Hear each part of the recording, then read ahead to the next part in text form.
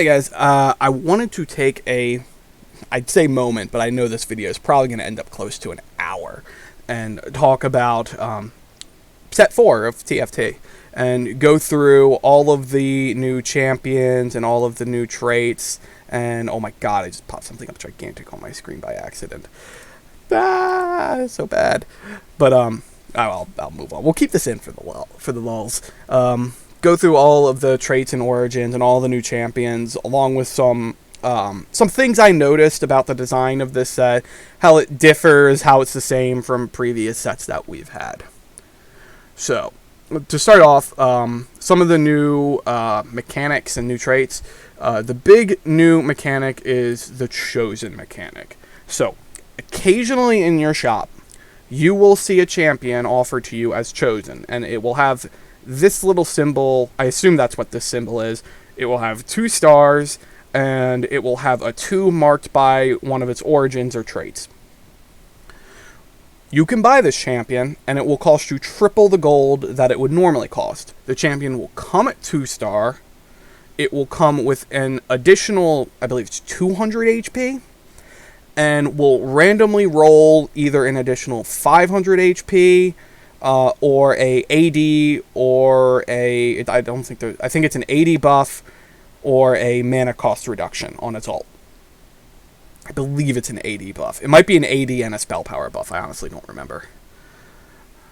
But the idea is that you buy this champion at 2 star, and you throw him in, and he's automatically better than any other 2 star of that same champion. Also, this Chosen mechanic of adding 2 to a trait is going to be important. It's going to change your comp fairly often. Maybe your composition had a bot champion that was literally just there for traits. Maybe you can throw that out and take your build a different direction. Just a thought. I'm actually really looking forward to this. My only worry about this, and Mortal covered this in a video he posted up today as I'm making this video, that this means you will see more 3-star champions. From what I am assuming, it sounds like the power level of a lot of the 3-star champions is going to be toned down a little bit to balance out the fact that we are going to see a lot more 3-star champions in this set. That's mostly due to other system changes that I'll probably go in more depth about when we have the final patch notes for set 4. Anyway, let's move on to some of the traits. First new trait, Cultist. Well, I guess new trait, Cultist, Moonlight. We'll go into these because it's covered in this parts here. So, Cultist. There are 8 Cultist champions. When your team loses 50% of its health, Galio is summoned, slamming into a large cluster of enemies and knocking them up. The most notable part is that he slams a large cluster of enemies. I'm assuming that's a targeting priority, that he's going to try to hit as many champions as possible through his AoE when he's summoned. Otherwise, we don't really know the stats of him, so the 3 Cultist Galio could be godlike, and this could be completely broken, or it could be terrible. Or the 6 Cultist Galio could be really good. Don't know. We'll see. Divine. Upon attacking 6 times or dropping below 50% health, Divine units ascend, taking 25% reduced damage and dealing bonus true damage for the rest of combat. This bonus true damage could end up being a lot depending on what other traits the champion has, what the composition looks like. The bonus true damage is what's probably most relevant because these numbers scale up pretty high. So, like, if you have 40% bonus true damage, that's essentially 2 Giant Slayers right now. That's a lot of damage. Like, a 2, that's Giant Slayer. Now, Giant Slayer functions a bit differently, because Giant Slayer is post-mitigation damage, so it can actually be lower than that 20%. But it also could be higher based on the fact that it's post-mitigation damage. They're redoing how damage percentage works in this new set. So, this is Giant Slayer now is probably better than this. But just to kind of give you an idea of what the power level of this this perk is right now, it's comparable to Giant Slayer. Dusk. All champions increase all allies. Dusk champions increase all ally spell power. So this one is actually kind of interesting because it functions fairly differently at 2 and 4. Kind of reminds me of how the original Infiltrator functioned in set 3, where if you had 2 Infiltrator champions, you just got the Infiltrator buff to initiate combat, but at 4 Infiltrators, it was on a refresher. So in this case, if you have 2 Dust champions, all allies get 20% increase in spell power. So that's a rod for everybody. That's having 2 Dust champions gives basically everyone a rod. Having 4 Dust champions will give all allies 20% and give all Dust champions an additional 40%. Based on what I know they're changing on the systems, this is not multiplicative, this is additive. So you don't get 20% and then do 40% of that 20%, which would be, I'm mathing, dangerous things to do. I shouldn't have done math. That was dumb. Why did I do that? It's like 168%. Yeah, it would, no, not 168%. It would be a 68% damage buff. Now it's additive, so it's only a 60% damage buff. I believe I mathed that out correctly. But that's the idea. These stack additively, not multiplicatively anymore. And as I said, at 6, it becomes a 50% across the board and 100% additional for Dust champions. So it would be 150% for all of your Dust champions. Whereas it would be very high the other way around. I don't want to math that one. Elderwood. Every 2 seconds, Elderwood champions grow, granting bonus stats. This effect stacks 5 times. So it functions like Chrono, but instead of the trait changing the timing that you get this buff, it's set at 2 seconds and only affects Elderwood units. So what it does is it increases armor and MR and adds AD and SP. So at 3, every 2 seconds they get an additional 20 armor and 20 MR, and an additional 5 AD and 5 SP. At 3, if you track this after 10 seconds, this is pretty valuable. So this would be an extra 100 armor and 100 MR, and 100 MR is a lot of MR to be adding.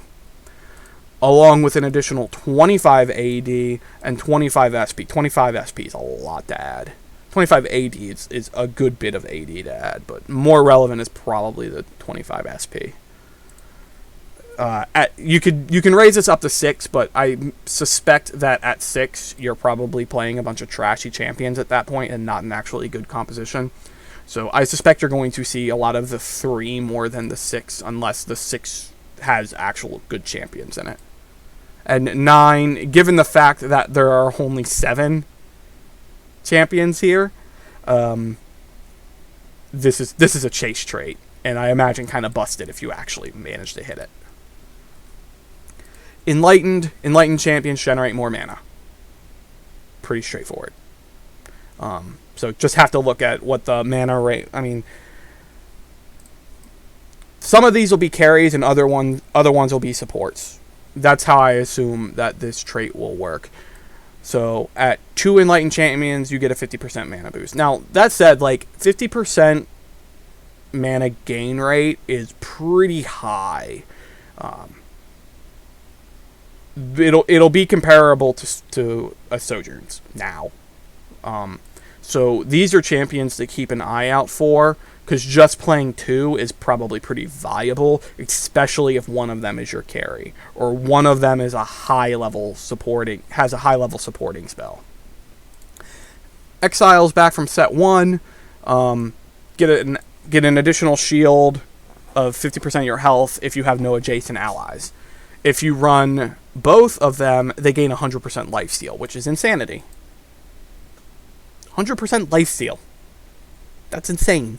That's ridiculous. Why would anyone do this? That said, one of them, Yasuo, is a 1 cost, and the other one, Yone, is a 5 cost. So the odds of you actually playing both is pretty rare, I would suspect. Fortune. Winning combat against a player will give bonus orbs. The longer you've gone without an orb, the bigger the payout. Okay. So this one I suspect might get a rework, because I think running 3 for it is probably a bit much. But this functions pretty similar to Space Pirates, but it functions similar to more of Space Pirates 4 than Space Pirates 2, while at the same time is a little more balanced, where Space Pirates 4 often meant Gangplank all to get 3 items. This will not function like that. This will function of, you gotta win, here's a chance at getting this random orb for an extra component. Enjoy! It's not that this is overpowered, it's just that it's probably not worthwhile to run. That's just my initial thoughts of running it. It could be different. These could be actually really good champions for all I know. Just my instinct.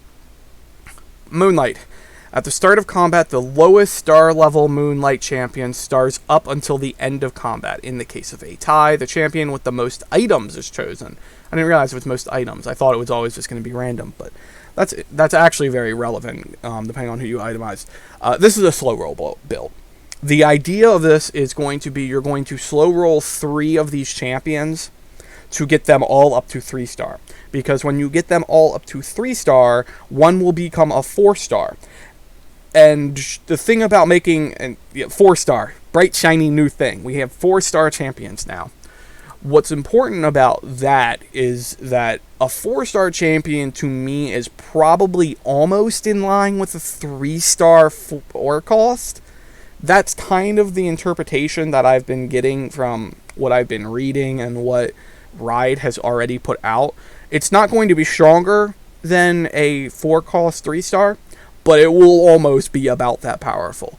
Meaning that if you decide you're going to do a Moonlight slow roll will be a build. It just will be. That's what it was designed to be.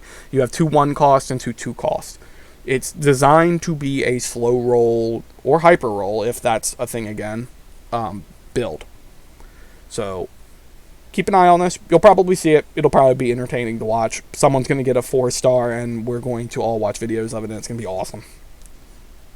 Also, theoretically, you could get a Moonlight chosen, and you'd only have to carry 2 of the champions. That might be more relevant than carrying the 3 units. You could then flex in Moonlight and keep it with you through the duration of the game. Just theory crafting. Ninja is back. Ninja's gain bonus, attack damage, and spell power. This is only effect when you have exactly 1 or 4 unique ninjas. So you play 1 ninja, you get this buff. You play 4 ninjas, you get the bonus buff across all of them.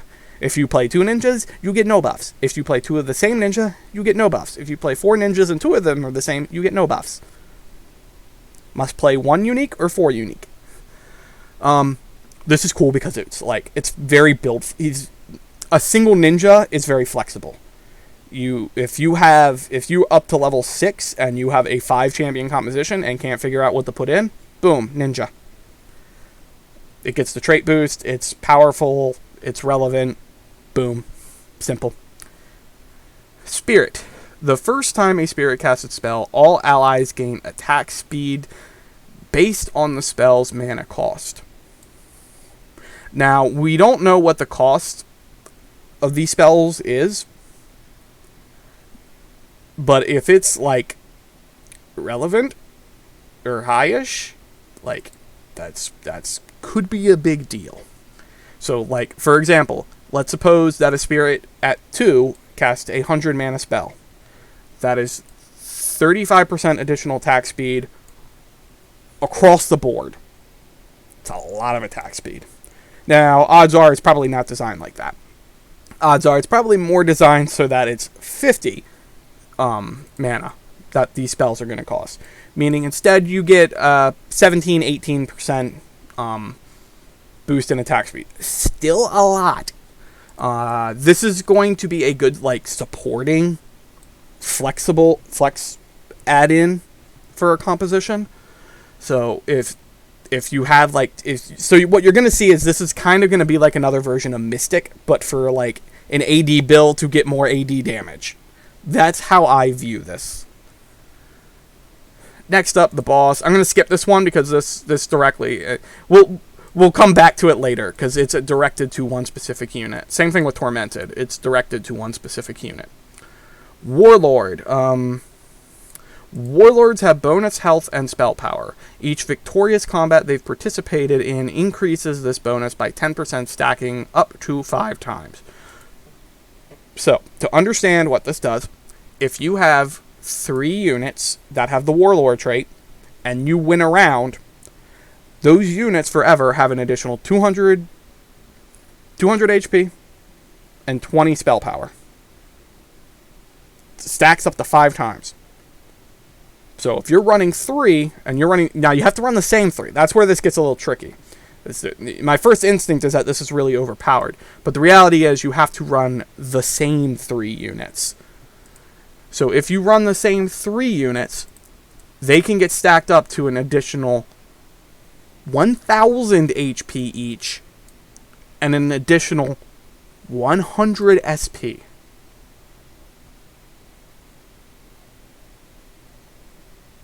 Actually, you know what? I'm reading this wrong. So this one's been confusing because it's each combat they increases this bonus by 10%. So you get this on your first combat, and then it stacks an additional 10% of it each combat. So I guess the first time you win, you get 200, and then each additional time you would get 20.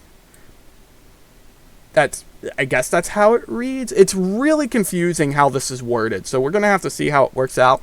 But I know that there's a lot of worry that Warlord might be a little overpowered. I think from what I've seen in trying to design a composition, I think 6 Warlords actually pretty easy to build.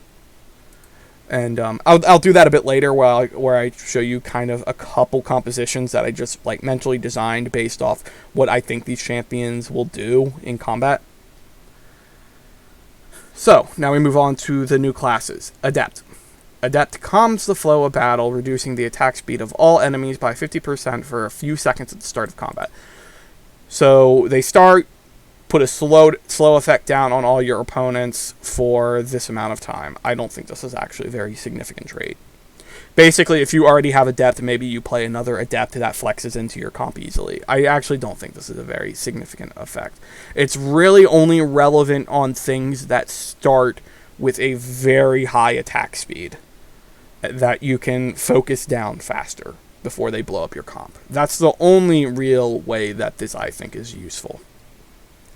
Assassin. So assassins have an innate trait, innate ability. Before combat starts, assassins leap to the enemy backline. Assassin spells can critically strike, and they gain bonus crit damage and chance. Assassin's spells can critically strike. That's relevant. That's actually pretty big. So if you put an IE on an assassin, that means their spells are going to crit every time, because they can. This also goes into supposed talk that they're going to get rid of the crit gauntlet that makes your spells crit. I've heard that they're going to be getting rid of that item, but it doesn't actually show up in here that they've gotten rid of that item, so it might still be in there, and they might be getting rid of it later. Don't know. We'll see. But anyway, you get a crit chance buff and a crit damage buff at 2, 4, and 6. I actually played a good bit of Assassins in set 2. It was fun to play Desert Assassin and just one-shot everything. This probably will be the same, but a little more spell-oriented. Brawler. Brawlers have increased health. Pretty standard, but I do want to talk a good bit about Brawlers, because I think Brawlers might actually be the best frontline. It's close. It's either Brawlords, or you can make a Warlord Vanguard frontline. I think those two in particular look like the best frontline. Basically, you can make a Vanguard, you can make a Brawler, what was it called? Already forgetting names of things that I just got. I feel really bad. Elderwood. So you can make an Elderwood Brawler frontline, or you can make a Warlord Vanguard frontline. And I think both are probably pretty strong frontlines. I just think that Brawler in particular stacks pretty well with the Elderwood trait, in that which increases their armor and their magic resistance. and there are 2 champions that are Elderwood Brawlers. So, and one of them's ability increases in damage with health. So I think Brawler in particular is going to be a very good front line in this set. Dazzler. Dazzler spells reduce target's attack damage for 50% for a few seconds. 5 seconds is a long time to have your carry's attack damage cut in half. It is a long time to have your carry do half damage. This is going to see play. It's probably... I don't want to say that it's going to be better than actually having a front line, but I could be in a world where this is better than having a front line. This is essentially Mystics for AD. That's essentially what this is. So long as the spells are easy to cast, which, based on what I've seen, some of them have very low cost and can ricochet off things, which we will get to later. Duelist. Innate. Duelists move faster. Duelist attacks grant attack speed, stacking at 7 stacks. So, first of all, the most important here is duelists move faster. That's actually a really cool thing that they've added into the game, because we don't really have champions that move quickly around the board outside of when they use their spells. So to have an innate ability that allows you to zoomy your way around the board and bash things up in the face is a very, very good ability, especially when you're dealing with a melee-based damager, or carry, really. And increasing attack speed on each hit, I mean, that just those 2 abilities combine well. You're able to move into combat range faster, you get your hit to attack faster, and then you attack faster. Along with that, the stacks, particularly, I think, I don't know if you're going to see 6 Duelist. It's kind of like 6 PM. It's kind of just a magical thing that you do, and the game just kind of ends there, because that's all you can do with the comp. Whereas, I don't think 4... Well, 4 is strong, but it's a matter of making a comp where you are going to run 4 Duelist. Whereas 2 is easy to flex in. I could see a world where you see 2, because the biggest thing is when you get up to like 5 and you have a 100% attack speed boost, that's pretty relevant. And pretty easy to trigger as well. Emperor, that's a single trait, we'll talk about that later. Hunter. Every 3 seconds, all hunters will attack the lowest health enemy, dealing increased damage. All hunters will attack the lowest health enemy. As an innate trait, this is really good targeting priority. So what you can do with this is you can play your assassin, have your assassin jump in and beat on something in the back line so that it is now one of the weaker targets, and all of your hunters just shoot at it and kill it instantly. So this is a way to target things to make sure things die. I am actually really hyped for this trait. I think this trait is going to have builds for it. The main thing is going to be identifying the carry, which I suspect will be like Kindred and Ashe, whereas Warwick will probably be just a trait unlocker. We'll talk about Warwick. I have thoughts on Warwick. Keeper. At the start of combat, keepers grant themselves and all nearby allies a shield for 8 seconds. This shield is 50% stronger on keepers. So it's a little bit of a wordsmith here, but essentially it's Rebel. Without the AD boost. It's just a pure shield boost. It also only lasts for 8 seconds. I can't remember how long Rebel lasts. Rebel actually lasts pretty long, but I think it is longer than 8 seconds.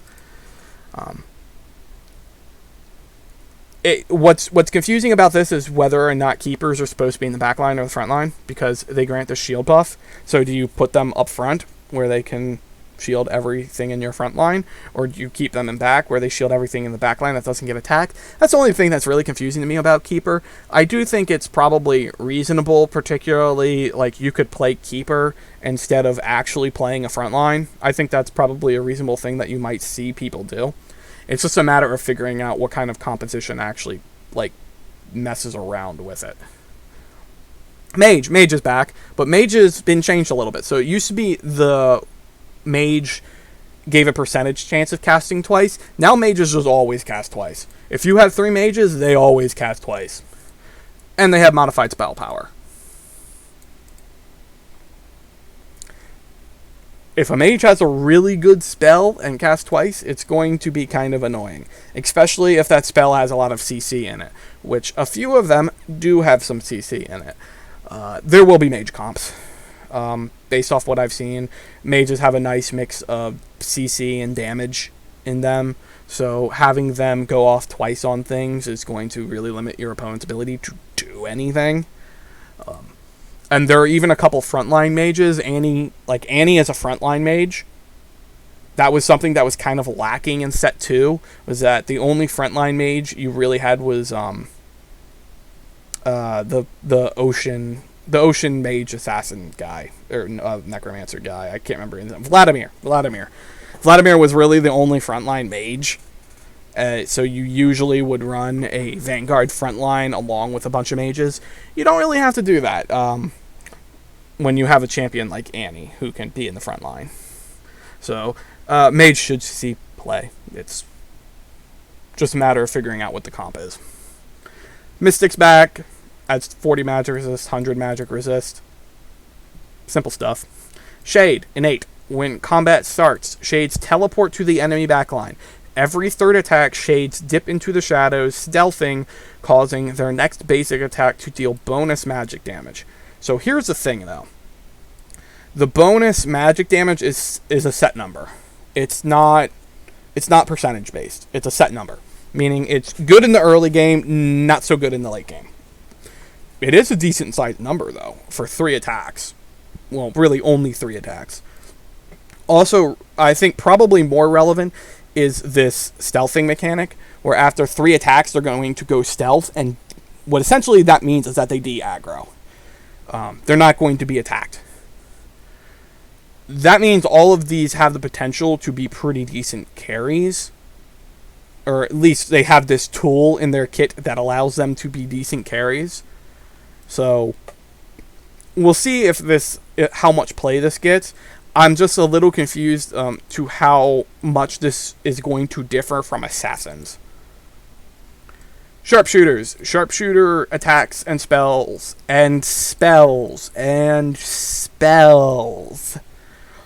Ricochet to nearby enemies, dealing reduced damage.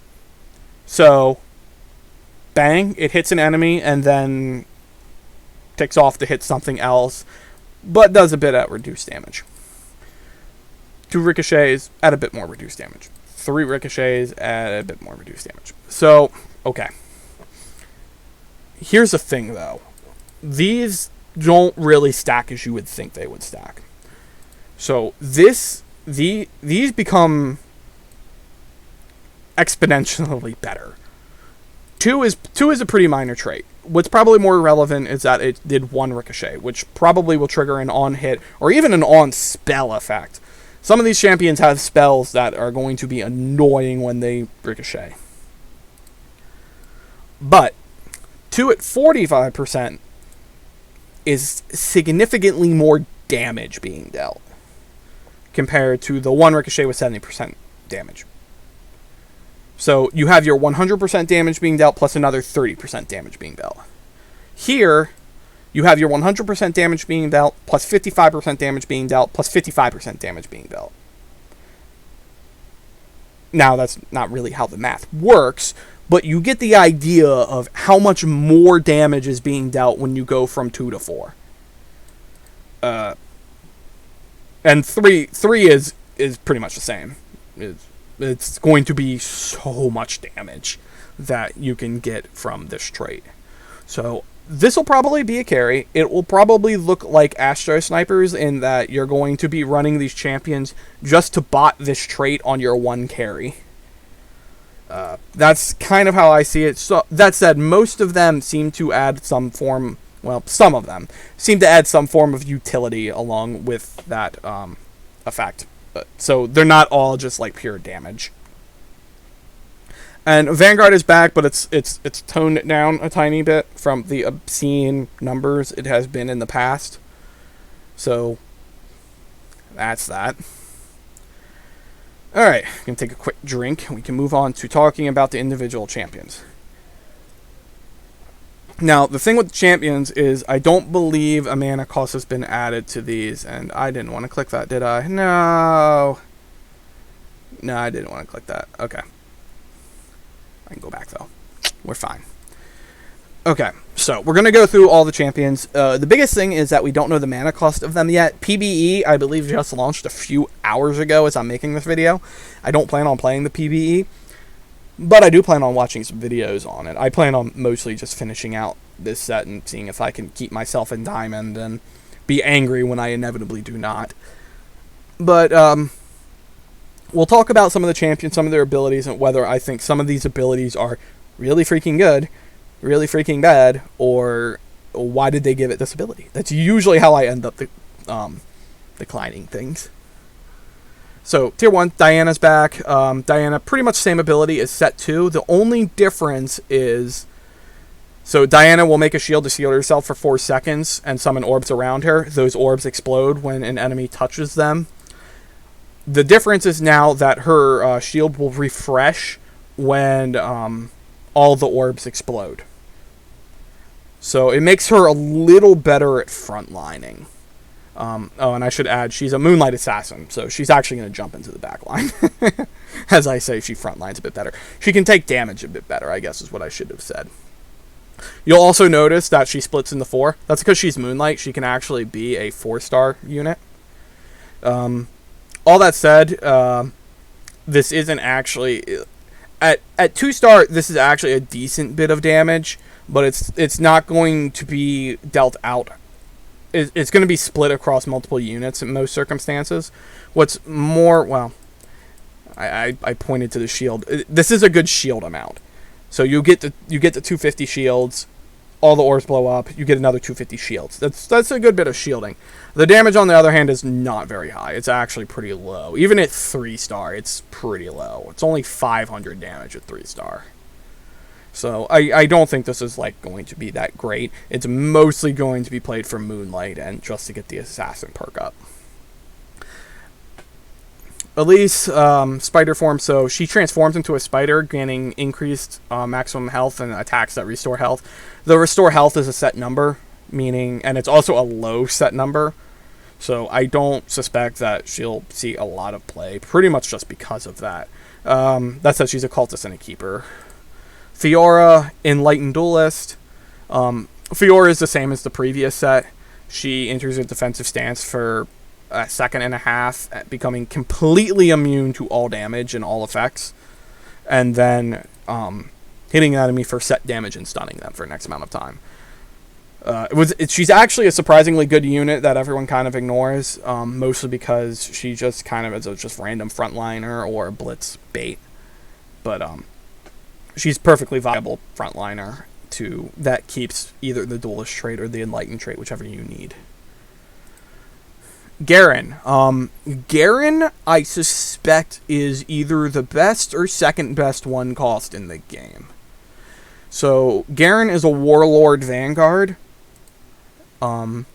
His ability, he spins the sword for 4 seconds, reducing all magic damage by 50% and dealing magic damage to nearby enemies over a duration. So, for 4 seconds, if he's already battling something, and he ults for 4 seconds, he deals 360 damage. That is a lot of damage. Even over 4 seconds, being a damage over time, if he's already fighting something and he ults and hits for that much damage over 4 seconds at 1 star, that's a lot. That's going to take out a lot of champions. Especially the fact that it seems like, if I'm correct, it's an AoE. So he's going to hit multiple champions. At 2-star, this goes up to 585. I think Garen is actually nuts. Not to mention the fact that he is Warlord, so he's going to be getting the Warlord buff on top of all of this. I think he's probably one of, if not the best one cost that's going to be in the game. At this point. And I think these numbers are going to be changed. Lisandra, Moonlight Dazzler.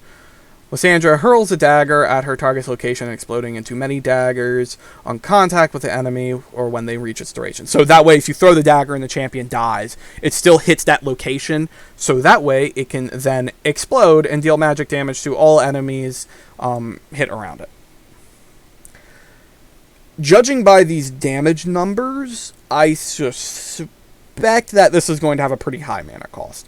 Also, the fact that she is a Dazzler, which, if you remember the Dazzler perk puts a AD debuff on your opponents for 5 seconds at 2 and 10 seconds at 4. So, like I said, I suspect that she's going to have a high mana cost because this is actually a pretty... It's not an insignificant amount of damage. Morkai, Elderwood Brawler. He smashes enemies, reducing their attack speed for 3 seconds. He's a frontliner. Early game frontliner. Not much else to say there. Nami, Enlightened Mage. Nami traps the closest enemy in a bubble, dealing magic damage and stunning them for seconds. So the only question I have for this is how does the targeting priority for double cast spells work? So she targets the closest enemy. Does that mean she targets the closest enemy twice or the 2 closest enemies? I'm not going to know until I actually see it happen. If it's 2 closest enemies, then she's really good. If it's the same enemy twice, then really all you're doing is doing increased damage, which, not irrelevant. It's also a CC, but if it was CCing 2 different units, that would be very relevant. I suspect that it's just going to hit the same thing twice. But if it does hit 2 different units, like, this is a good opener to play. Triple mage with maybe 2 Vanguard or 2 Brawler to open a game is probably going to be fairly goodish. I don't want to say it's going to be great, but we'll go with fairly goodish. Nadine, Warlord Sharpshooter. Nadine throws her javelin at the furthest enemy, dealing magic damage plus 25%. Dealing magic damage plus 25% per hex traveled. So that's why this number looks really low. This number actually gets really good if you throw really far. So if she throws 4 hexes at 1 star, it becomes 300 damage. 4 hexes is basically from the corner to the center of the board. Well, almost to the center of the board. It's almost to the center of the board. Maybe about 3/4 of the way to the center of the board. So 8 hexes is basically all across the bottom of the board. So at 8 hexes, this then becomes 200%. So this becomes 450 damage. It's a good bit of damage, I'm gonna have to say. Even at and then you go up to 2 star, this then becomes some pretty serious damage. 500 for like barely being away from you, basically just because you're a ranged unit. That's going to be a good bit of damage. Combined with the fact that she is also a Warlord and a Sharpshooter, so the spell will ricochet. Because remember, I talked about the ricochet thing. It's going to be quite relevant. She's going to be a good early game carry, and probably the carry in a lot of the early slow roll Warlord builds that I would recommend testing out to make sure that they are not completely busted. Tom Kench, Fortune, or Tame Kench? Fortune Brawler, thick skin, ignores damage from all sources. So it reduces damage by a set increment. So essentially, Leona from set 3. Twisted Fate, wild cards, throw 3 cards in a cone, dealing magic damage to each enemy it passes through. He's a cultist mage, so essentially he's the same unit he is in set 3. The only difference being that he's a mage, so you can double cast this. From my knowledge, Twisted Fate is considered one of the better openers for damage that you can make in current set 3. So a mage opener with him probably isn't terrible. Probably, air quotes. Vayne is back. Vayne has a passive ability. Whenever Vayne's basic attacks hit the same target 3 times, deals bonus true damage. Give her a Rage Blade. Give her extra hits. Pew, pew, pew, pew, pew, pew. Dust Sharpshooter, so again, Ricochet. Remember ricochets. Ricochets are relevant. They will do lots of damage. So you get the Ricochet true damage bonus. Yeah, probably pretty good. I guess the one question I would have is how the true damage procs on ricochets. So does the Ricochet have to hit the same target in order to... If the Ricochet hits a target, does that count as a basic attack targeting 3 times? Don't know. Gotta figure that one out. Wukong. Divine Vanguard. Wukong slams his target with the staff, dealing % of AD as physical damage and stunning them for seconds. I think Wukong will be a pretty good frontliner. I think they've actually already reduced this damage percentage. I think it was higher than when I saw it last time. So, Wukong will be a good frontliner to play early in the game. And the last one is Yasuo. Yasuo strikes forward 2 hexes, dealing a % of his attack damage as physical damage and applying on-hit effects. So he swings at things. And he's an exile, so he can get the shield. Drink again. Losing my voice. I knew this would take a while. Annie. So Annie's ability, Incinerate. Annie deals a cone of damage around her. So essentially Annie is the same as she is now, just without the mech pilot trait.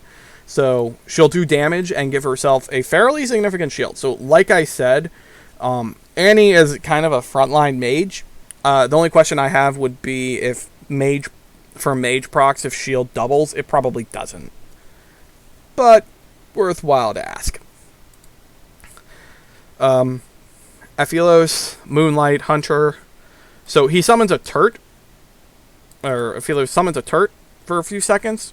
The Turt counts as Aphilos himself when he fires and deals damage, and dies when he dies.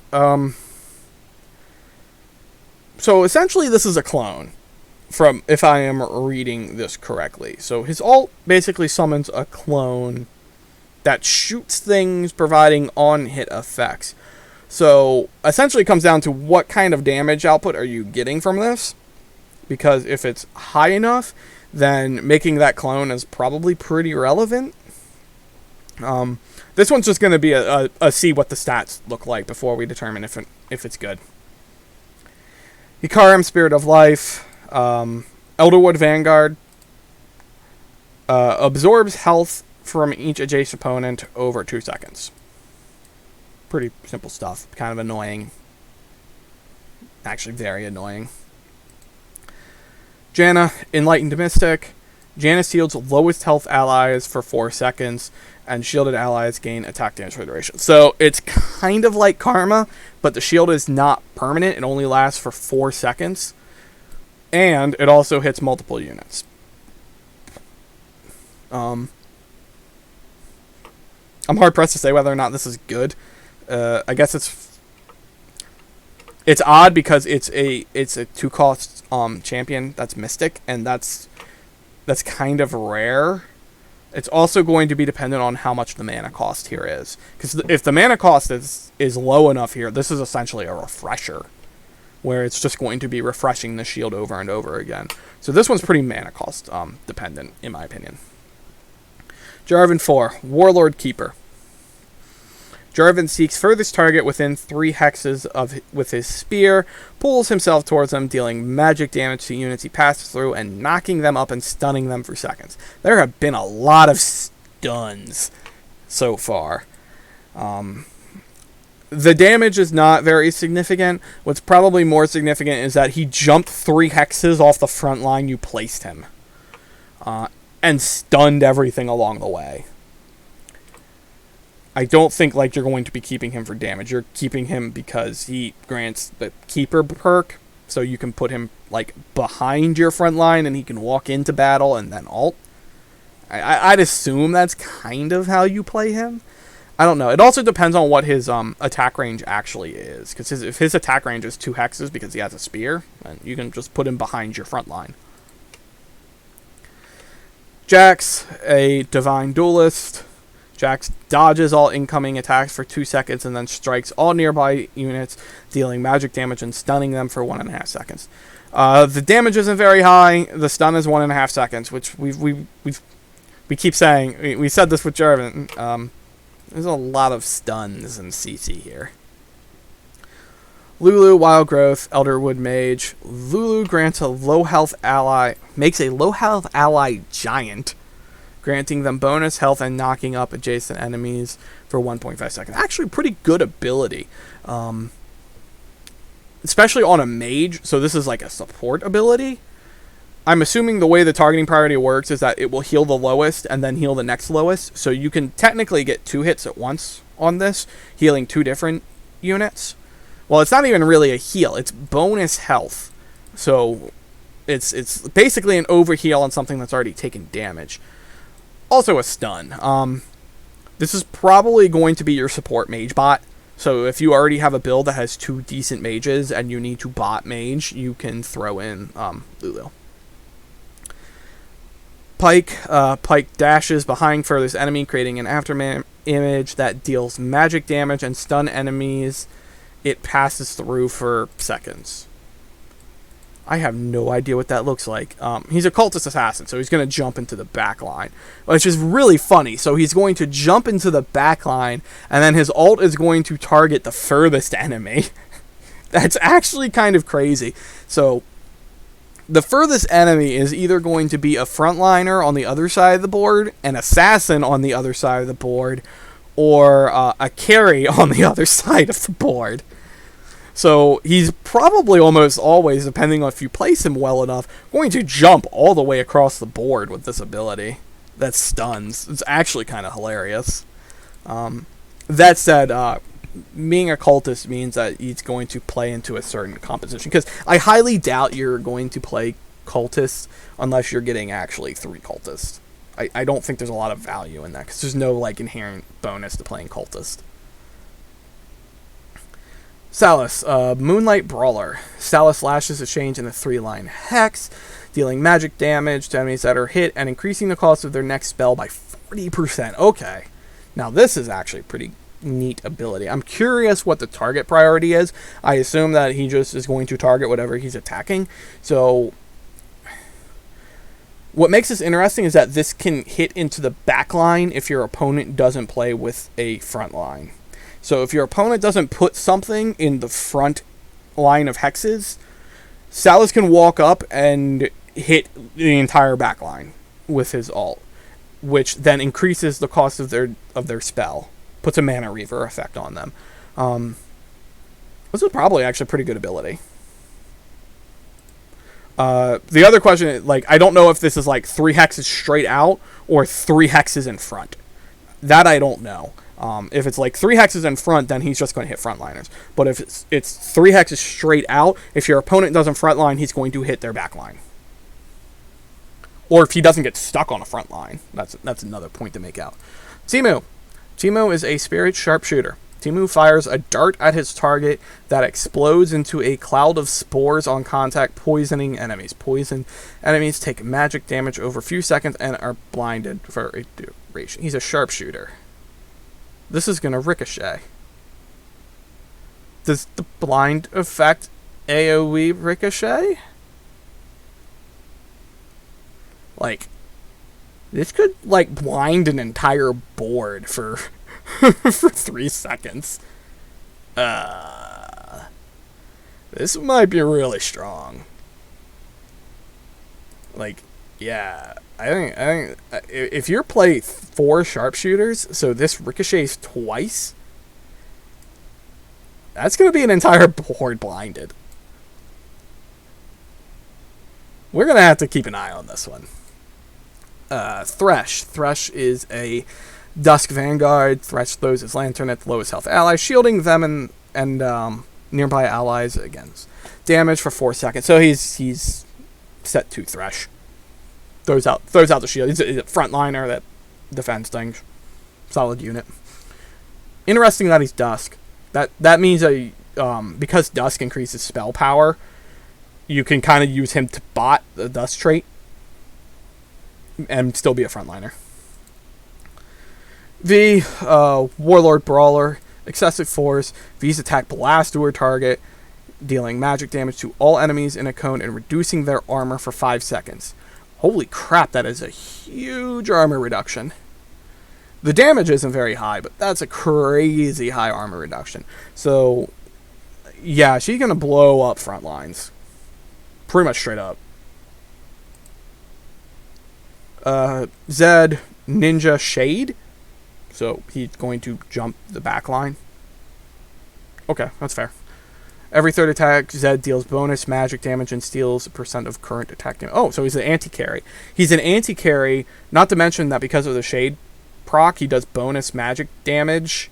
So every third hit, he's going to do both bonus magic damage and bonus magic damage. Okay, lol. So usually the best advantage is the steal attack damage. He's an anti-carry, and since he's a Ninja Shade, you can basically run him plus another Shade to get the bonus extra magic damage of Shade, if that's actually relevant. Yeah, you'll see him play it, mostly because he's a Ninja, so he's free to play. Like, single Ninja is free to play. That's what's important about them. Tier 3 champions. Akali, Ninja Assassin, so another backline jumper. Guy throws a kunai at target, dealing magic damage. This number is low, so I'm assuming that it's a low mana cost, since it's pure damage with no other bonus. Aline, Last Caress. She's a Cultist Shade? Okay. Aline deals magic damage to up to 3 nearby enemies, then teleports away. The damage is increased... Wait. The damage is increased by the % against targets below... Okay, so it increases by this percentage if the target is below 50% health. Got it. I was confused there. So it does this set damage, but if it's below 50% health, it does an additional this much damage. So essentially, this is an execution. Pretty much.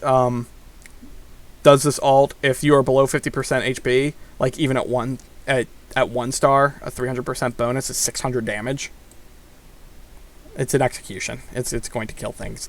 And the damage is kind of just enough that the first cast can kind of get you there, along with some auto attacks.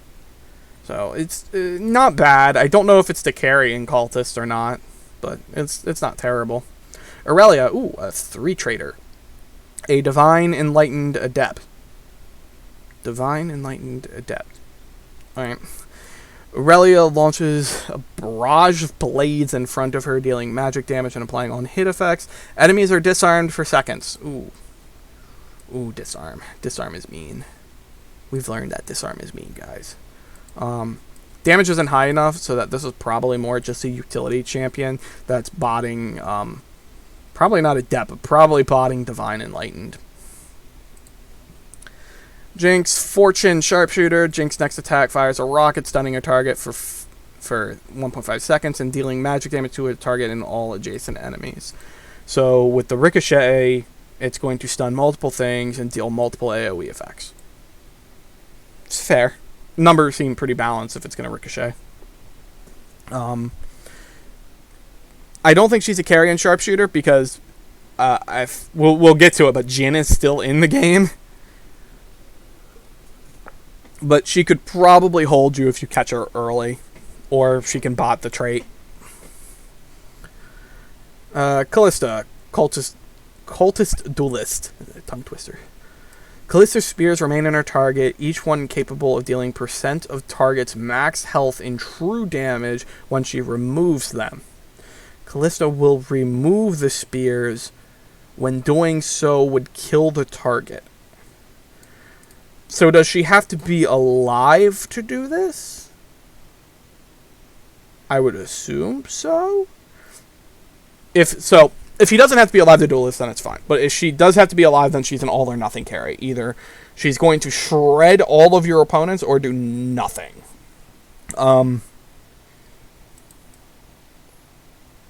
There's also kind of a lot of spears, it looks like you have to get. So at 4-star 5 spears, that's 20% of the damage. So if they would get below 20% health, it would instantly kill them. Get up to 10 spears, then it's 40%. So if you get below 40%, then you get executed. So essentially what this ability is, this is kind of a workaround some of the traits that have procs at percentage health. So I believe Divine is this. Yes. So Divine, when attacking 6 times or dropping below 50% HP. So what this does is it allows you to dodge that 50% threshold if you can get enough spears built up. I'm assuming that Kalista doesn't even do damage. Just puts these spears into things, which is really interesting because you have to figure out how this works. Or it does damage on top of this effect, in which case then it's a very good effect. But the idea here is that we're dodging situations where these champions get into low health states and don't die, or they trigger some sort of effect that happens at low health states, and then neck snaps. However, if she has to be alive to do this, then it's 100% all or nothing. Either this happens or it doesn't. This is maybe the carrying Cultist. Don't know. I'm leaning that way. Probably good with a Rage Blade. Katarina, Fortune, Warlord, Assassin. Another Tri-Trader. Which we'll talk about tri-traits in a bit. I do want to talk about. I made a nice little sheet for things I wanted to talk about. Katarina channels for 2.5 seconds, throwing knives at nearby enemies, dealing magic damage over a duration, and reducing healing by her targets for 3 seconds. So she stands for 2.5, chucking knives over a duration that apply a grievous wounds effect for 3 seconds. What I'm confused about is this enemy count. Because my assumption was that if it's channeled for 2.5 seconds, that she's randomly throwing knives at targets that enter the range of the ability. I'm just not viewing how this works out, outside the fact that I'm just magically throwing. This is a lot of damage, so if it ends up targeting a single champion, it's a lot of damage. Even if it's being channeled for 2.5 seconds. It also applies grievous wounds effects. Yeah, I'm not quite sure how this works. I'm just going to move on. But like I said, it's a lot of damage. Could be a carry here. Kennen, Slicing Maelstrom. Kennen summons this... what is he? Ninja Keeper? Oh, that's cool that he's a Keeper. Well, he's a Ninja Keeper. He's a Ninja Keeper, but not an Assassin, so he doesn't jump into the back line. Summons a storm around him, damaging for 3 seconds and stunning enemies inside of it for 1.5. Low damage, but a stun. Seems like he's just a ninja that you bought in Keeper builds, I guess. Whatever. Kindred, Spirit Hunter. Dance of Dread. Wolf mauls Kindred's target, dealing magic damage and reducing healing by 50% for 5 seconds, while Lamb leaps away from Kindred's target. So it's set to the Kindred, essentially. Hits target, deals grievous wounds, and tumbles. Big boost at 3-star. Big boost at 3-star. Small boost at 2-star. The key is this tumble effect. As we have learned from Kindred in set 2, from Shaco in set 3, and Vayne in set 3. These tumble and de-aggroing abilities are very strong. They allow you to, if you put them on a carry, it allows your carry to live much longer than otherwise. So it's very likely that Kindred's a carry in a hunter-based comp, I assume. That and Hunter targets the weakest. Hunter trait targets the weakest champion on every 3 autos. So it's not like it's a weak trait because you're tumbling away, but you're not going to get stuck on the same champion. You're going to target whatever's weak. Lux, Divine Dazzler. Lux fires a sphere of darkness. This doesn't look like darkness. Someone forgot to change something. Maybe. towards the furthest enemies in its path take magic damage and are stunned for seconds. So it's set 3 Lux. That's probably why this is the exact same. Is a Dazzler, so can bot the Dazzler trait, but the problem with botting the Dazzler trait is that the ability to stun already. Nunu, Elderwood Brawler. Okay, Nunu I wanted to talk about. Willump bites his target, dealing magic damage. If Willump's target has less health than him before the bite, it deals an additional 50% and deals true damage instead. At 2-star, an additional 50% brings us up over 900 damage. 975 damage to be exact. Of true damage. He's a brawler. He's a brawler.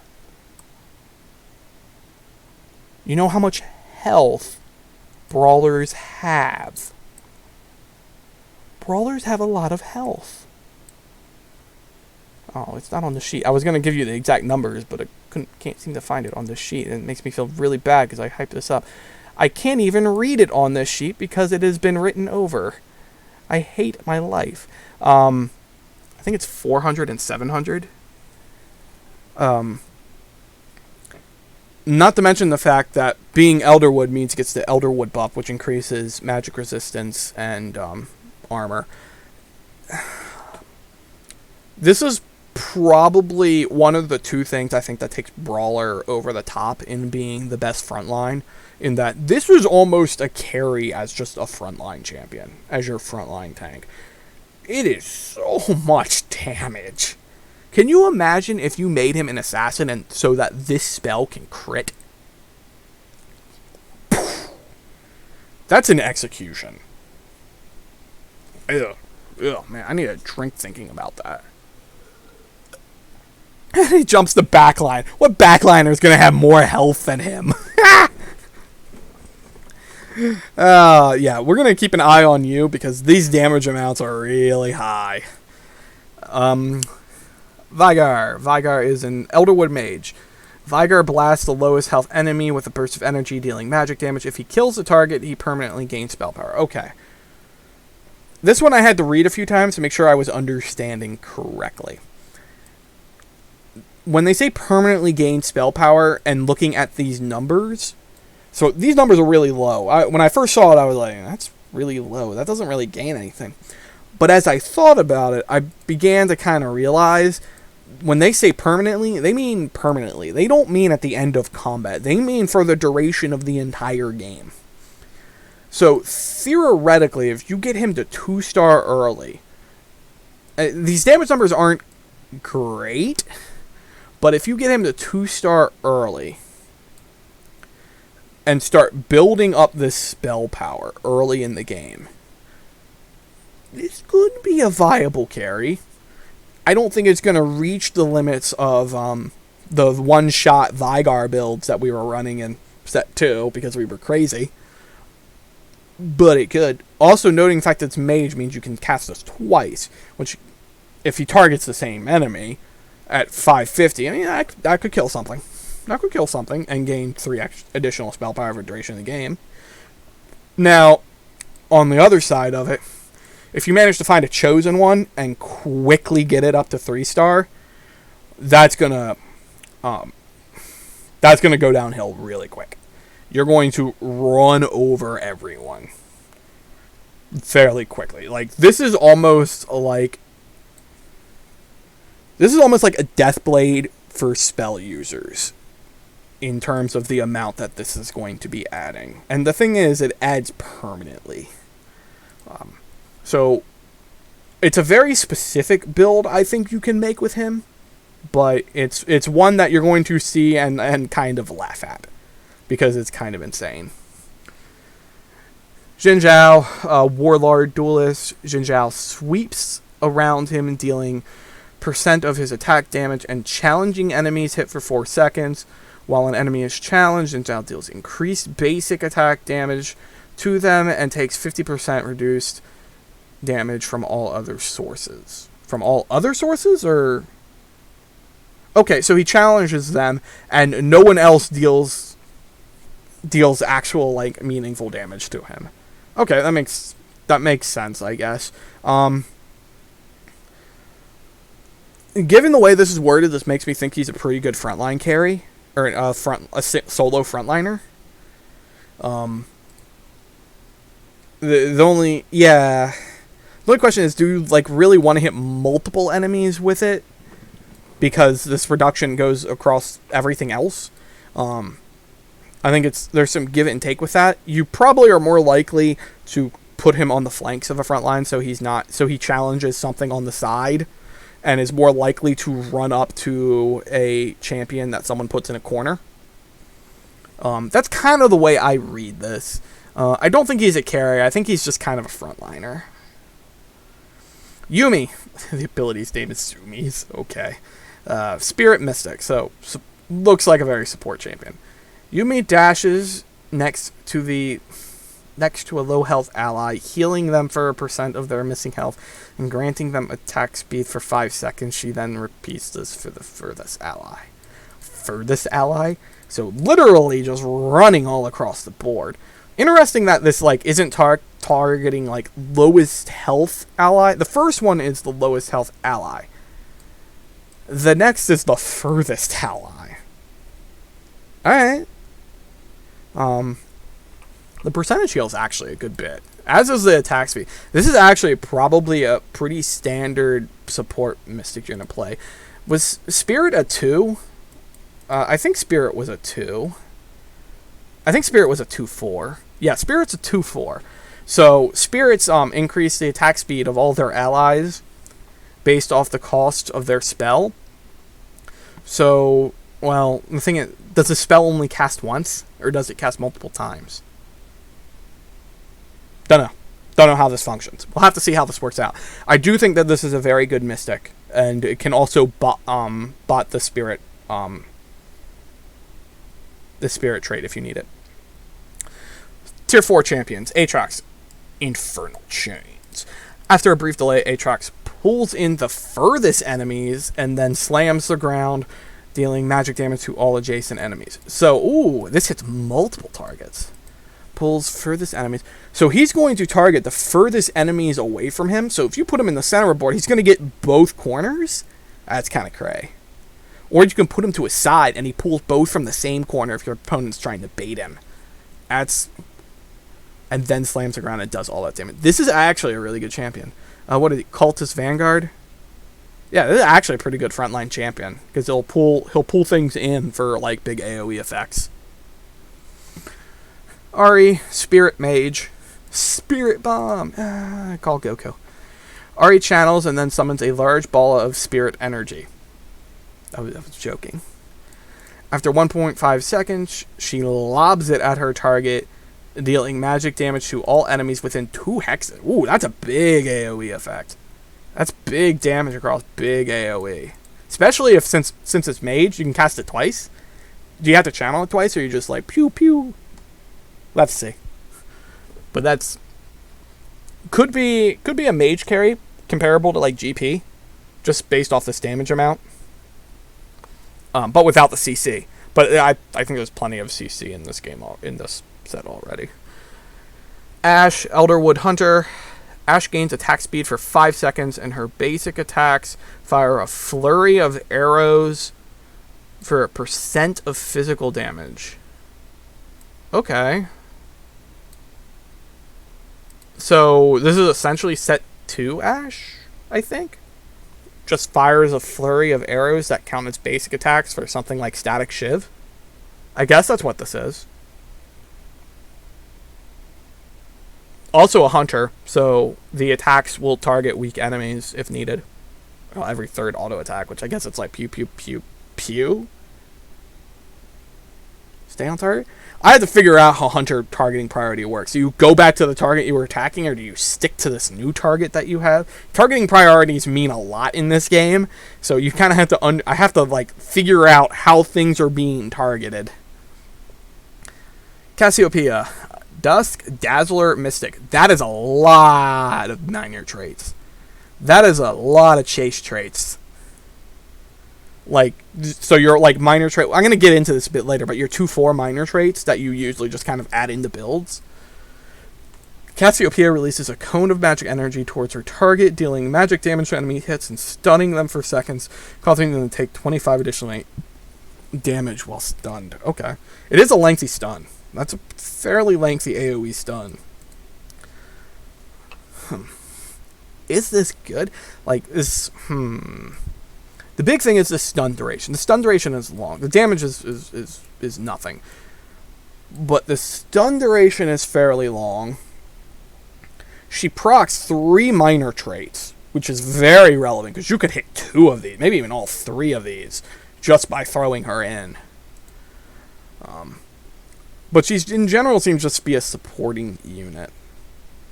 I don't know whether or not she's good. I think the biggest thing is this 3 traits here. 3 minor traits. Whew, that's really good. Jin's back. Cultist Sharpshooter. Jin converts. So Jin's the exact same. He has 4 shot, and now 4 shot ricochet. So it's basically Jin now has a hurricane if you have multiple sharpshooters. I really like sharpshooters. I like the design here, and I think they're all kind of busted. Morgana. Tormented Shadow. What is she? Enlightened Dazzler. So another Dazzler. Morgana hollows the ground beneath her target, dealing magic damage to enemies within over 5 seconds and shredding magic resistance over the duration. Morgana restores % of damage dealt. Huh? So she heals herself? Is that what am I reading that right? She heals herself? So the damage requires that the unit she hits stays where they are. And shredding magic resistance means that if this is damage over time, then this damage is going to actually go up as it's being dealt. Sort of hit. I'm not quite sure how I follow what this ability does.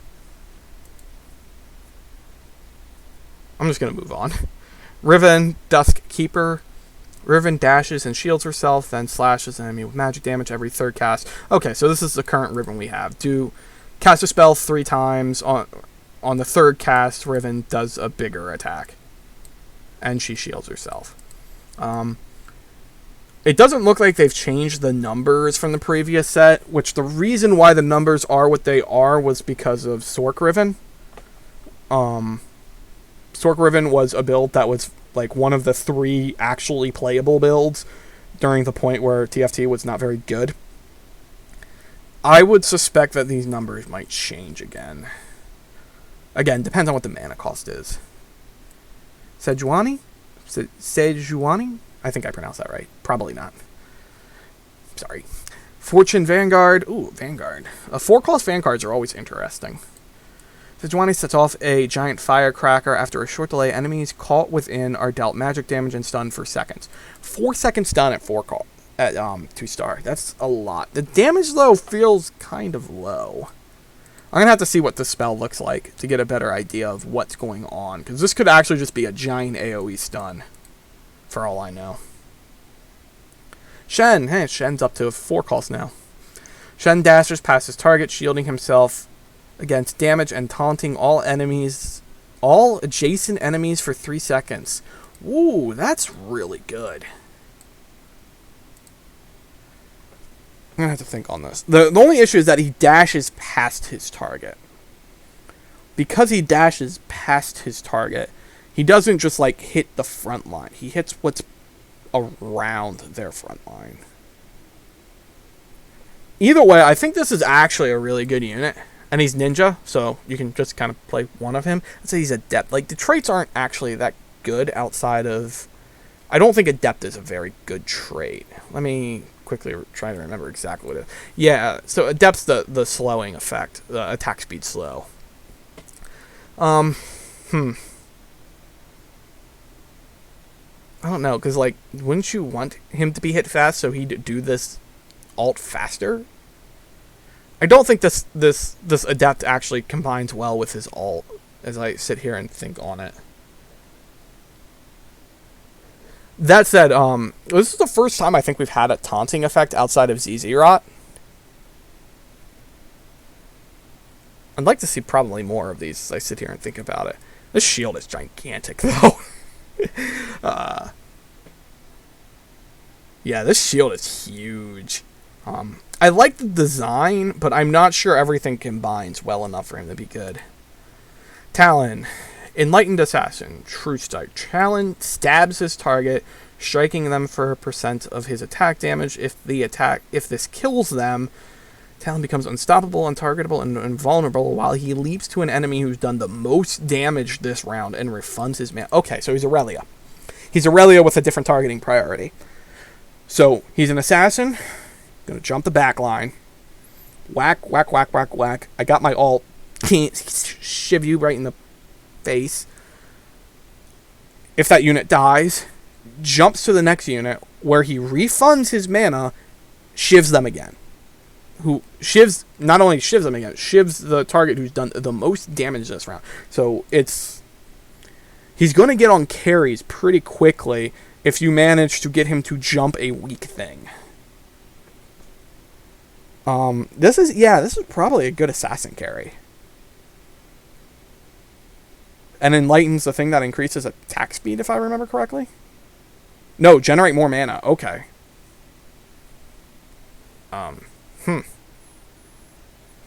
Yeah, this is probably a decent carry for an assassin-based comp.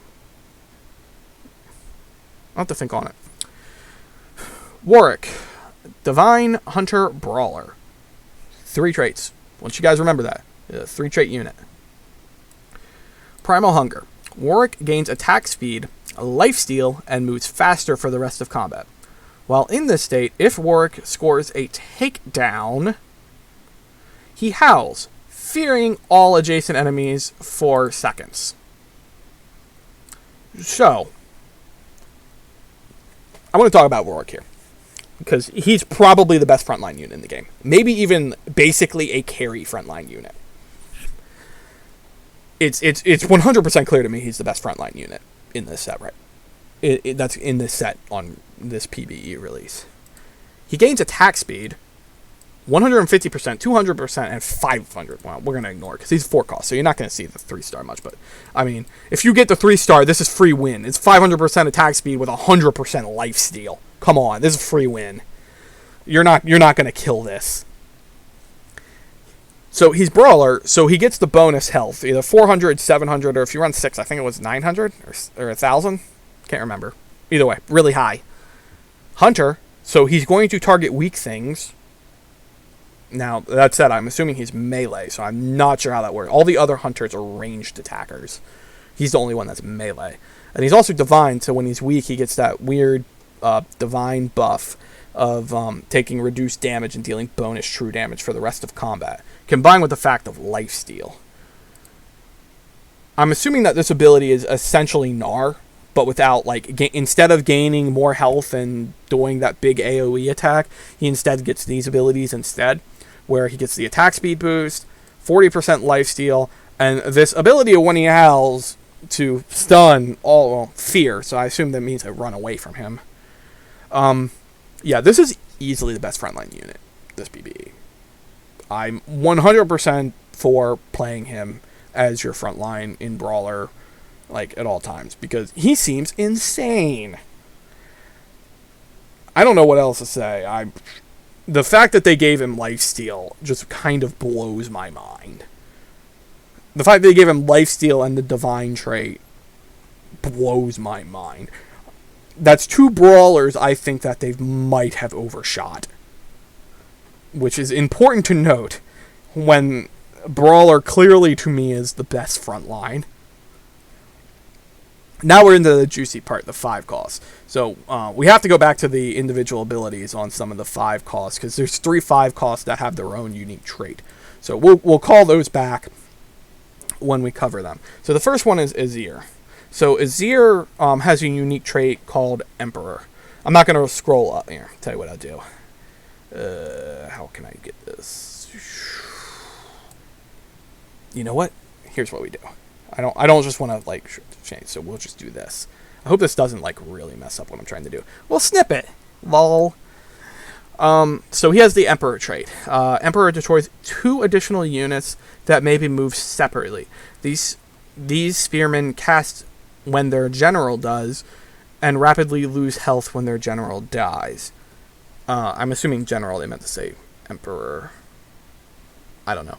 So essentially, he like basically is summoning extra units onto the battlefield when you play him, and they have their own unique abilities, and you can deploy them how you see fit. Anyway, his traits are Warlord, Emperor, and Keeper. So he's 3 trait, but he has a solo trait. So really, he's a Warlord Keeper. Azir charges forward with a wall of soldiers, knocking back enemies hit and dealing magic damage. After their charge, the wall of soldiers will remain in place in front of Azir for 3 seconds as impassable terrain. Any spearmen from the general trait will accompany Azir for this charge and position themselves to protect him afterwards. So he's going to do this ult, and everyone's going to kind of surround and protect him, I guess is what this sounds like. This sounds like he just makes mass chaos on the board, is what it sounds like. And he denies your opponent's ability from getting to your carries. That's how I'm viewing this ability. Gonna have to see how this works out. Ezreal, Elderwood Dazzler. Ezreal fires a barrage forward towards the enemy with the highest attack speed, healing allies it passes through and granting them an additional 50% attack speed for 5 seconds, while dealing magic damage to enemies and slowing their attack speed by 50%. He's Janna. This is essentially... It does different stuff, but functionally it's Janna. Not much else to say. Also a Dazzler, so we get the dazzle effect on everything he hits, which sounds like this is a big AoE effect that goes across, that sweeps its way across the board. So yeah, pretty solid 5 cost, I think. Kayn, Tormented Shade. We'll have to bring up Tormented here. We'll do the same thing because we're cool cats. I imagine this really messes up how everything looks. There we go. So, Tormented. After participating in 3 rounds of combat, Torment are given the option to transform. So, he has 2 different modes, Darkened and Shadow. In Darkened, Kayn restores 0.8% of damage. 0.8 of damage dealt. Huh? Is it 0.8% or 80%? We'll have to get back on that one. As Shadow, he deals additional percent of his target's maximum health. So he deals like additional damage based on the target's health, which I assume is this amount. I don't understand this number. Anyway, his ability Reaper, Kayn dashes towards a group of nearby enemies, slashing a circle around him, dealing magic damage. Okay. Does this coincide with that? And that this is actually 80% of the damage dealt is a heal back? That makes more sense to me. Yeah, that makes a lot more sense to me.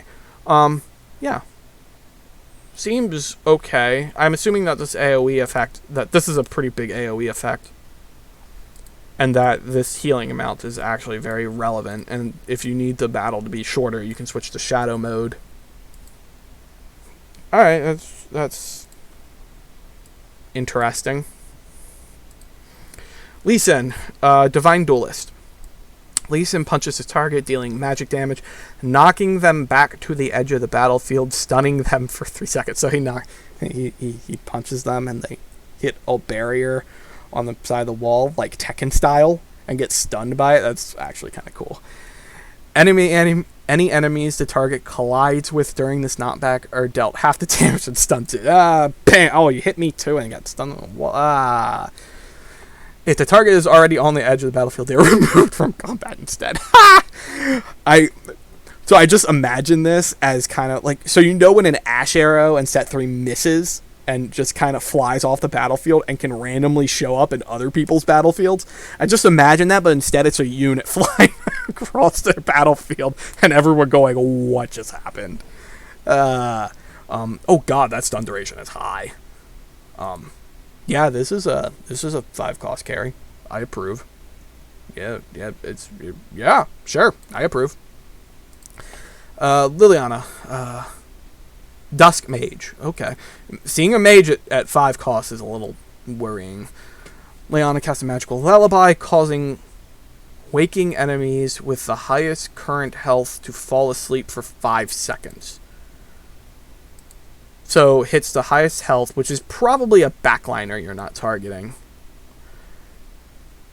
Enemies will awaken if they take damage while sleeping, causing additional magic damage.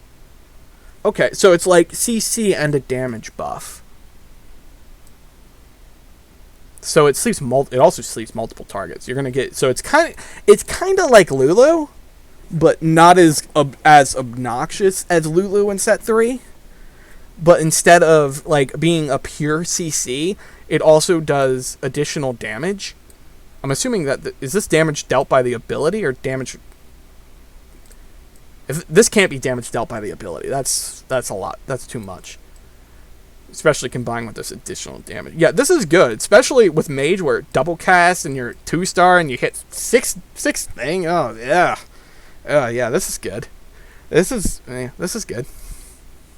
Set is another one who had his own little ability, and this one is actually hilarious. Go ahead and snip this so I can show it to y'all. So Set's personal trait is the boss. When the boss force drops below to 40% health, he removes himself from combat to start doing sit-ups.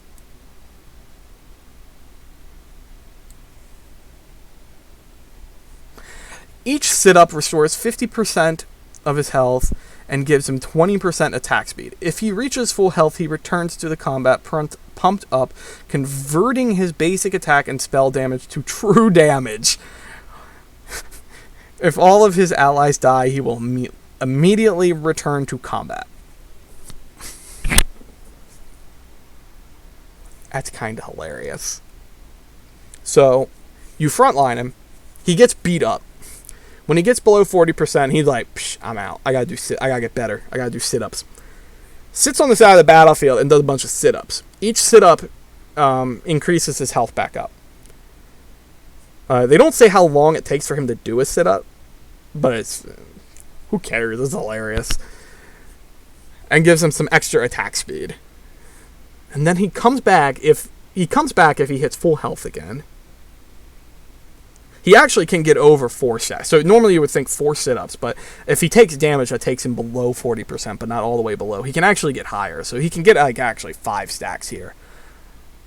He can get 5 and 6 stacks. He can't get 7 stacks because he'd be dead. And he comes back dealing all true damage. So yeah, he can bait. Do you give him items? That's a... What items would you give him? I don't have a clue. This is a bizarre champion. He seems like he worked pretty well without items, though. I will say that. So, his ult is Showstopper. He's also a brawler, by the way. I said my thing about brawlers. Set grabs his target and slams them forward, dealing % of his maximum health in magic damage to all enemies in a nearby large area. Enemies further from the epicenter take less damage. So it's based on his health and he's a brawler? Yeah. I'm scared. That's kind of terrifying, actually. Alright, moving on to the next one. Yoni, Exile Adapt. Ability Seal Fate. Ione strikes along a path, enemies in front of him, dealing magic damage, split between all enemies hit, knocking them up for 2 seconds. Enemies hit are marked for death, reducing their armor and magic damage by 60%. Ione's spell is then replaced with Unforgotten until there are no remaining enemies marked for death. Unforgotten, 20 mana, Ione dashes to the lowest health enemy that is marked for death, killing them instantly. Oh. So he's going to ult, do 2 autos, or he's going to have a blue buff. So he does. I assume then it's just 1 auto, because you still, if I'm correct, you still have to do 1 auto before you get your mana back from mana generation items. They added that in after some dumb shit we were doing in set 3.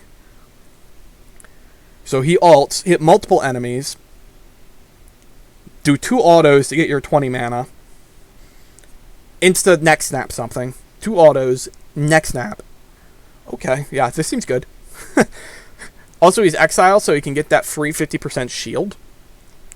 Also, this damages a lot. Now, it is split between all of the targets. So, if you get him up to 2-star and he hits only 1 target, it probably is an instant kill anyway.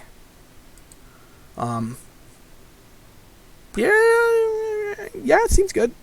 I mean, yeah, we'll go with seems good. Xylan, Cultist Mystic. Rewind Fate. Xylan places a protective time rune on the allies with the lowest health other than himself. When they would die, they instead resurrect after a few seconds, returning to combat with some health and shredding all negative effects. If Xylan is still alive when the target finishes resurrecting, the time rune is not consumed. The time rune is not consumed. So, he ults, puts this time rune on somebody that has low health. That person dies. 2 seconds later, they come back. If he's still there, they still have the time rune on top of them. So if they die again, they'll come back again. Okay. Oh, and it revives at a set health. Okay. I was a little worried there. I'm like, what are we reviving these things at? How do I want to rate this? The main thing is Mystic here. So, he just kind of flexes into your comp anyway. So you already have 1 Mystic, and you leveled to 9. Now you just flex in to put in your 2nd Mystic. Or maybe even your 3rd Cultist. So you get this 1 Resurrection, or you can get... getting up to 2 seems really good. Yeah, he seems kind of really good, but at 1 star, he might not actually be that good, because he only hits 1 unit. Whereas if you get him up to 2 star, and he starts, like, just putting it on frontline stuff that will never die... Yeah, this seems actually pretty good. But probably only at 2 star. I don't think at 1 star this is very good. But at 2 star, this is probably really good. So you need to build this guy up to be good. Also, the mana cost is going to be pretty relevant because you might be able to get multiple runes across the board. So you do this ult, and then you can build up the ult again to hit 2 other units. And then as long as he's alive, your board never dies. Yeah, okay, pretty good. Pretty good. Alright, item changes. That's all the champion changes. Yeah, drink. This video is too long. But I don't care. Item changes. So, red buff is going away and has been replaced with Sunfire Cape, which is a unique item. At the start of combat and every 3 seconds, therefore, a random enemy within 2 hexes is burned for 20% their maximum health for 6 seconds. Any healing is reduced by 50%. So, Grievous Wounds. So, they got rid of red buff and replaced it with this.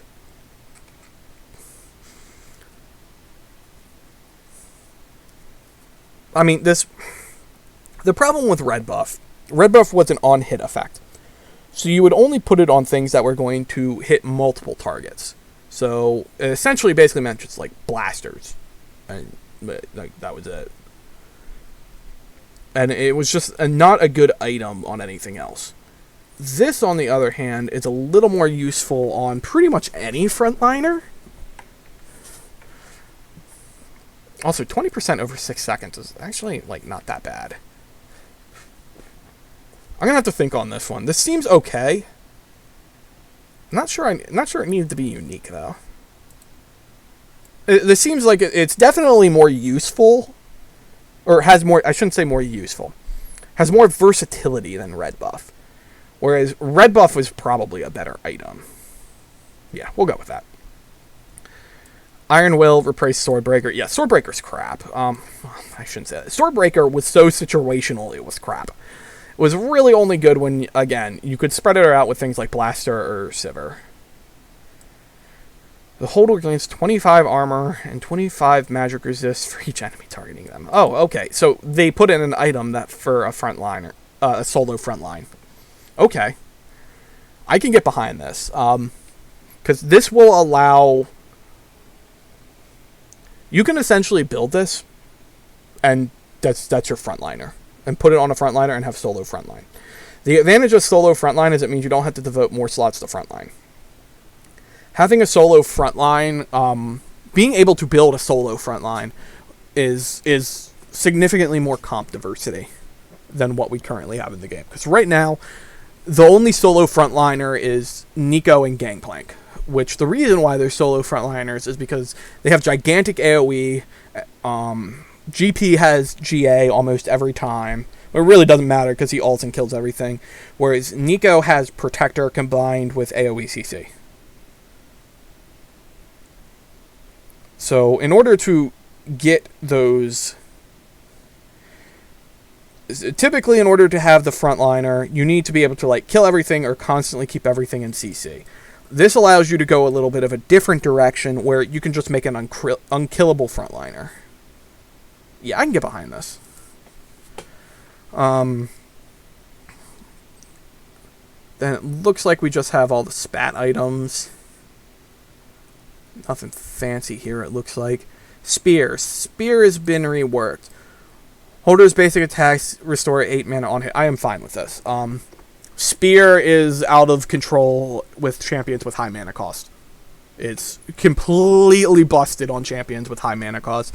It's completely busted on champions with high mana cost and high attack speed, or that have a hurricane, or were blade masters, or blah, blah, blah, blah, blah. There were a lot of ways to break Spear. Bringing it down to this increases its versatility and makes it significantly less broken. I'm fine with this. Here's a nice little cheat sheet if you are interested in cheat sheets. You can find it on a handful of different TFT websites. Almost all of them I've read linked to this. So that is that part of this. So moving on to the next part of this video I wanted to cover was I wanted to go into something. Well, let's not go into that yet. I had been doing a little bit of tracking across the sets. So, how do I want to do this? Let me open up the champion list. I think that will be a little more helpful here. Okay, so I did a couple breakdowns. One was the number of cost champions that we had across the various sets. Was the first one I went through, because one of the things that's come up consistently this set was Riot changed the number of champions in set 3 along with a whole slew of other system changes, and in their opinion it negatively impacted the game. And I think in a lot of people's opinion it negatively impacted the game. They essentially fooled with every lever to see what would happen, when the problem with changing every lever at the same time is you have no idea what impacted what. So, as you can see with set 3, they reduced the number of champions in total compared to all of the other sets. And they did that at the same time they changed a whole bunch of eco changes. They changed all the number of champion drops. And they're taking a step back from that, which is what you see here in set 4, where they're going back to the more standard that they changed it to when they went to set 3.5. The only difference is they added a 4 cost. Me and my big brain, what do I think of this?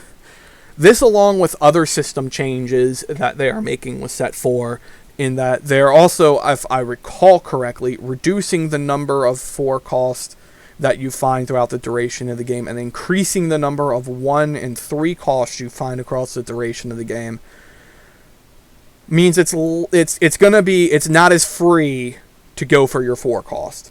One of the common things with set 3 was get your 4 cost to set 2, get your 4 cost to level 2 star, put your items on them, you were done.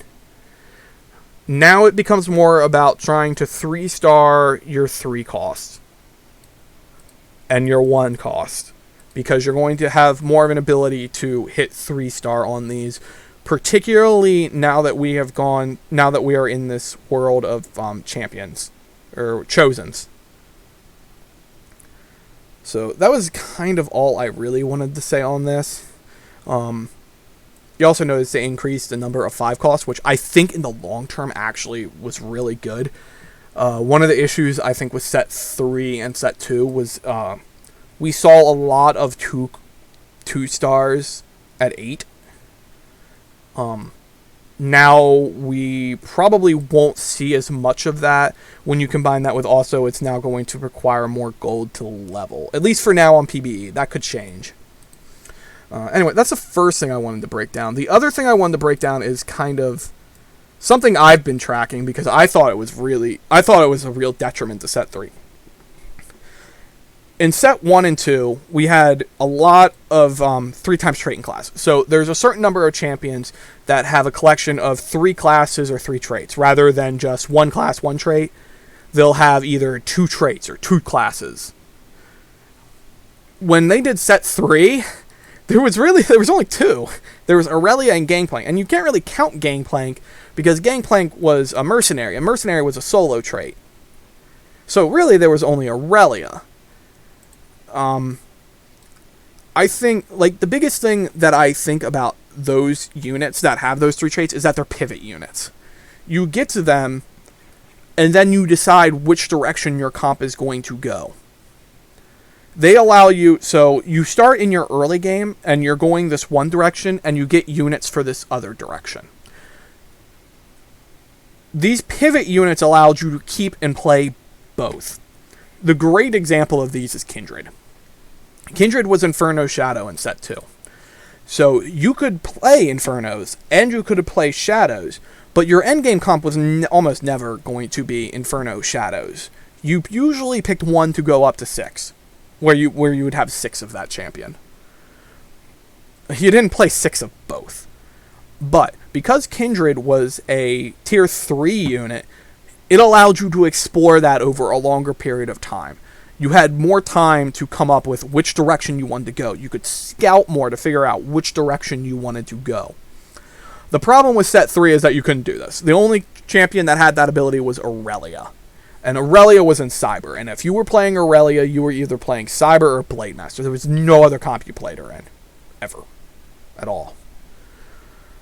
So, with set 4, we now have 4 of these. Not including Azir. Because Azir also has 3, but it's a solo trait. I'm hoping that this allows more diversity in compositions. I think it probably will. The last thing I did was trait counts. So how many particular units within traits did we have? So this is probably a little confusing for people, so I'll try to explain it. So 1 means that trait is a solo trait. Just that champion has that trait. So in set 4, Set, the boss, he's just 1 trait. It's 1 unit that has that 1 trait. You don't play multiples of that unit to get that buff. I'll skip Other, because Other is Other was a bin for everything else. 2-4. So 2-4 are traits that you would have units either at 2 or 4-4. Just 2 or 4. Generally, these are like flexible traits like Mystic. So you would have 2 of those for a minor, or you would have 4 for its bigger buff. But it was mostly just a flex. You almost never played the 4. You usually played the 2. Then you had, well, I'm going to go to Other here, because I don't want to go to these 2 yet. Other was kind of a bin for everything else. So this was things that required 3 champions. Just 3 champions. So maybe the entire set had 4 champions within that trait, and you needed 3 to activate. That fit under Other. Other is kind of everything else. These 2 are what I call minor traits. They don't scale big upward. Some of them are what your composition will be built around. Usually those are in the Other category, where you need 3 of this champion to trigger this trait. So a good example of that would be like set 2 Predators, or set 3 Astro, or set 3 Void. that's a composition you try to build around those. But those are usually it. They usually don't lie in the 2-4. The only 2-4 I think were like blasters and snipers, which we can explain what that is. But most of these are just like minor supporting traits that you flex into an overarching composition. Meanwhile, these, the 2-4-6-8 or the 3-6-9s, because sometimes you wouldn't be able to get up to 9, sometimes you wouldn't be able to get to 8, so there would be 2-4-6s. So they're either 2-4-6 or 2-4-8, or they're 3-6 or 3-6-9.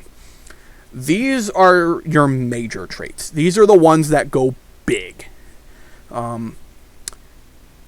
Almost all of these, with the exception of set 3 Celestial and Chrono, are major traits. They're composition building. Like, you're going to just play 6 of this one unit, and that's a composition.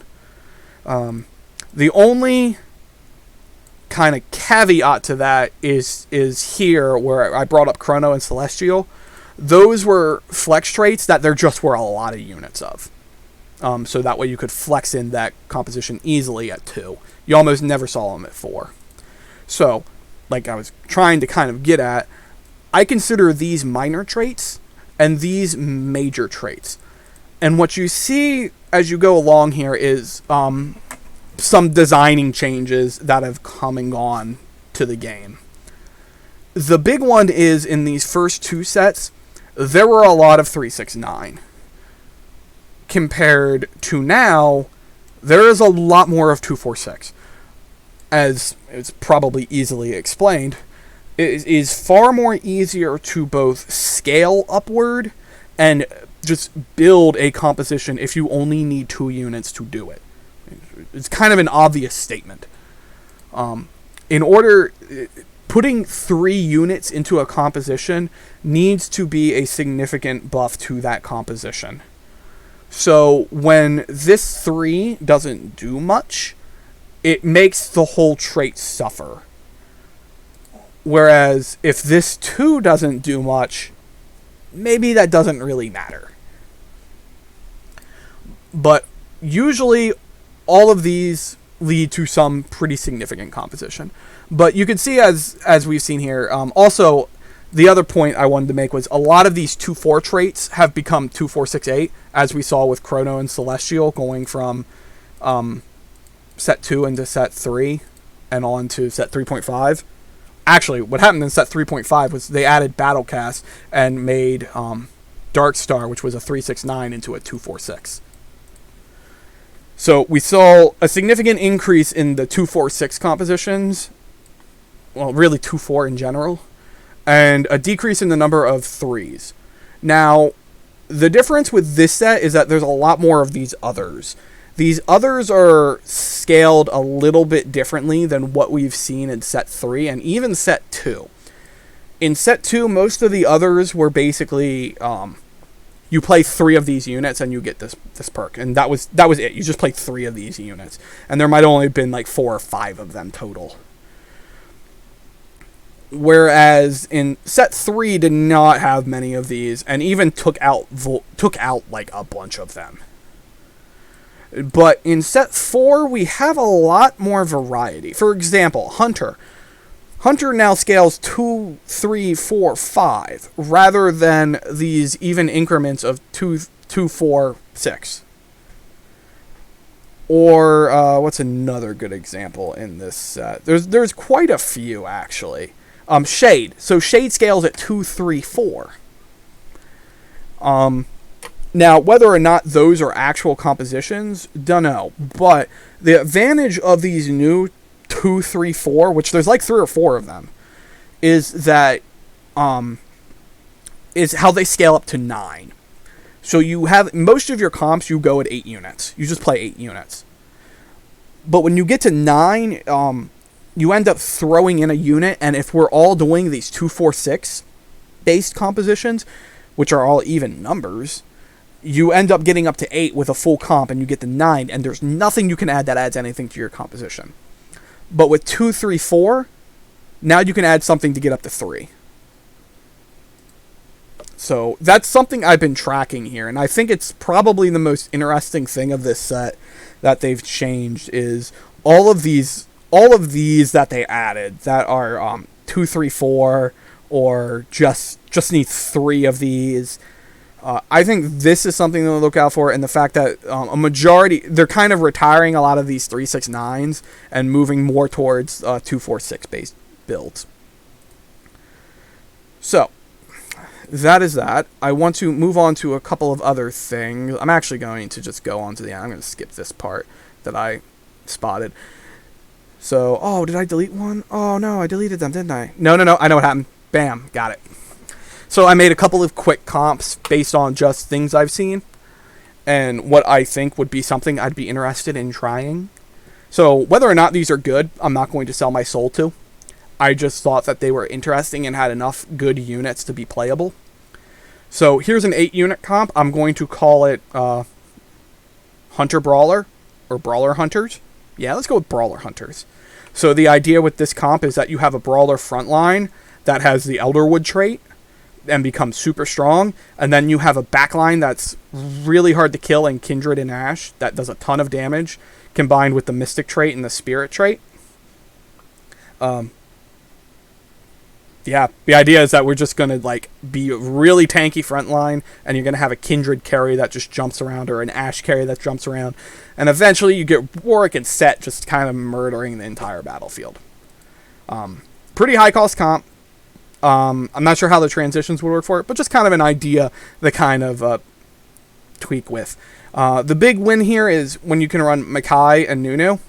Both are Elderwood Brawlers, so you can add in just one more Elderwood to get the Elderwood trait to proc. That's probably something that's worthwhile to do. Another quick comp I made up. This one was kind of a Warlord Keeper comp that ended up having a shitload of Dusk units. What was interesting about this was that this is like very flexible. You can pretty much take a unit out of one trait to add into the others. So you could go 6 Warlord here. You could just dump Keeper and play more Vanguards as your frontliners. But the idea here was that you're going to get an early Warlord start with some backline DPS, and just use that to win streak up to building up a later game comp. Just kind of an idea. This I thought was really flexible in a whole bunch of different ways you could go from what was essentially just a Warlord opener. Anyway, that's it. That's all I've got for this nice almost 2-hour long video. But I did want to go through all of these. I'll post this up in the next couple of days. I did want to get this out because I noticed a lot of people were kind of doing a little set review. I was kind of pointing out what I thought was interesting, what probably won't work, and what probably is going to work a little bit too well, and what I'm most interested in seeing. I really appreciate Riot's design of this set. I think there's a lot of really interesting things that are going on in the set. The design of the 5 costs are all incredibly unique. I just looking at Set's the boss trait is great. I love it. Minimal things have been brought back from previous sets, or at least reworked in a different way. I think there's enough interesting of this set to last us for a good bit of time. Anyway, that's enough of this video. It's almost 2 hours. I'm going to cut it and post it, and I'll see you all around. Peace out.